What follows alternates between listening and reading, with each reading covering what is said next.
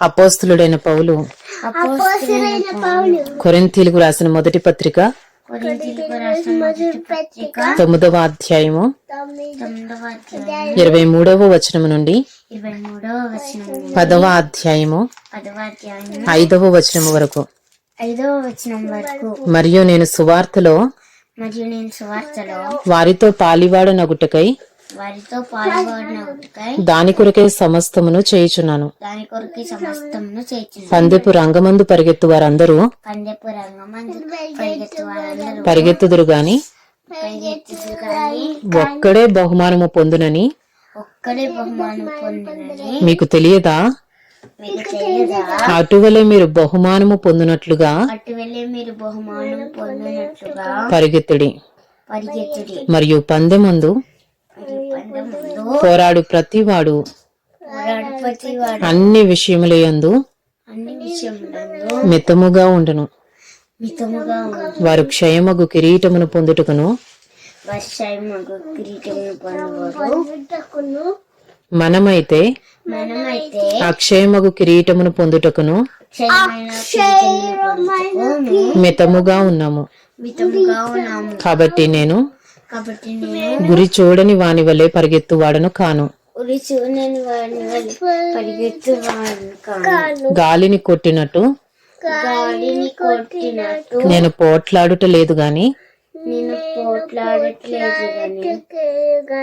ఒకవేళ ఇతరులకు ప్రకటించిన తరువాత నేనే భ్రష్టుడనైపోదునేమో అని నా శరీరమును నలగగొట్టి దానిని లోపరుచుకొనుచున్నాను. కొరింథీయులకు రాసిన మొదటి పత్రిక 10వ అధ్యాయము. సహోదరులారా, ఈ సంగతి మీకు తెలియకుండుట నాకు ఇష్టం లేదు. అదేదనగా మన పితరులందరూ మేఘము క్రింద ఉండిరి. వారందరూ సముద్రంలో నడిచిపోయిరి. అందరూ మోషేను బట్టి మేఘములోను సముద్రములోను బాప్తిస్మము పొందిరి. అందరూ ఆత్మ సంబంధమైన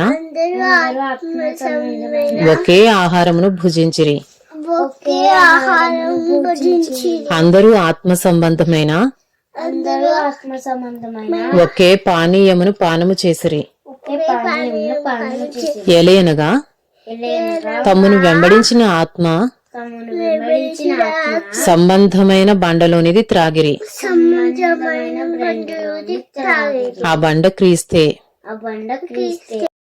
అయితే వారిలో ఎక్కువ మంది దేవునికి ఇష్టలుగా ఉండకపోయిరి. గనుక అరణ్యములో సంహరింపబడిరి. అపోస్తలుడైన పౌలు కొరింథీయులకు రాసిన మొదటి పత్రిక 10వ అధ్యాయము 6వ వచనం నుండి 10వ అధ్యాయము 15వ వచనము వరకు. వారు ఆశించిన ప్రకారము మనము చెడ్డ వాటిని ఆశించుకుంటున్నట్లు ఈ సంగతులు మనకు దృష్టాంతములుగా ఉన్నవి. జనులు తినుటకును త్రాగుటకును కూర్చుండి ఆడుటకు లేచిరి అని వ్రాయబడినట్టు వారిలో కొందరి వలె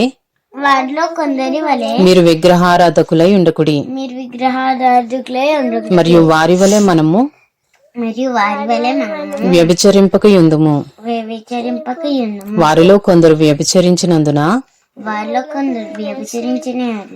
ఒక్క దినముననే 23,000 మంది కూలిరి. మనము ప్రభువును శోధింపకయుందము. వారిలో కొందరు శోధించి సర్పముల వలన నశించిరి. సర్పముల వలన నశించి మీరు సనగకుడి. మీరు సనగకుడి. వారిలో కొందరు సనిగి వారిలో కొందరు సనిగి సంహారకుని చేత నశించిరి. సంహారకుని చేత నశించిరి. ఈ సంగతులు దృష్టాంతములుగా వారికి సంభవించి ఈ సంగతులు దృష్టాంతముగా సంభవించి యుగాంతమందున్న మనకు యుగాంతమున్నందు మనకు బుద్ధి కలుగుటకై వ్రాయబడను. బుద్ధి కలుటికై వ్రాయబడిను. తాను నిలుచుచున్నానని తలంచువాడు తాను నిలిచిచున్న అని తలంచువాడు తలంచుకునివాడు పడకుండునట్లు జాగ్రత్తగా చూచుకొనవలెను. జాగ్రత్తగా చూసుకుని సాధారణముగా మనుష్యులకు కలుగు శోధన తప్ప మనుషులకు శోధన తప్ప మరి ఏదియూ మీకు సంభవింపలేదు. మీకు సంభవింపలేదు. దేవుడు నమ్మదగినవాడు. దేవుడు నమ్మవాడు. మీరు సహింపగలిగినంతకంటే ఎక్కువగా మీ సహాయం నమ్మకంటే ఎక్కువగా ఆయన మిమ్మల్ని శోధింపబడనియ్యడు. ఆయన శోధింపబడనీయడు. అంతేకాదు సహింపగలుగుటకు ఆయన శోధనతో కూడా తప్పించుకుని మార్గమును కలుగజేయను.